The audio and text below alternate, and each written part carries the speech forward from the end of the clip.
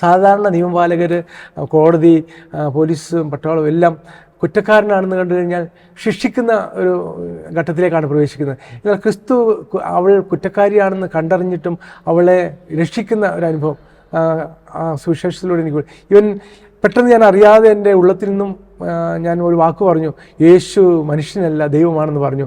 എൻ്റെ തൊട്ടടുത്ത ചെയറിൽ അപ്പോൾ ഇരുന്നത് യാക്കോബായ സഭയിൽ അംഗമായിരുന്ന അബ്രഹാം എന്ന് പറഞ്ഞൊരു പോലീസ് ഉദ്യോഗസ്ഥനായിരുന്നു. അദ്ദേഹം ഇത് കേട്ടു, ഞാൻ ഇങ്ങനെ പറയുന്നത് ആത്മഹത്യം ചെയ്യുന്നത് അദ്ദേഹം കേട്ടു. ഉടനെ എന്നോട് സാറിനത് ഇപ്പോഴാണോ മനസ്സിലായതെന്ന് ചോദിച്ചു. ഞാൻ തിരിഞ്ഞു നോക്കിയപ്പോൾ അത് അശരീരിയൊന്നുമല്ല, പറഞ്ഞത് ഇന്ന വ്യക്തിയാണെന്ന് എനിക്ക് മനസ്സിലായി. പക്ഷെ അന്ന് ആ നിമിഷത്തിലേക്ക് ക്രിസ്തു ദൈവമാണെന്നുള്ള ചിന്ത വന്നു.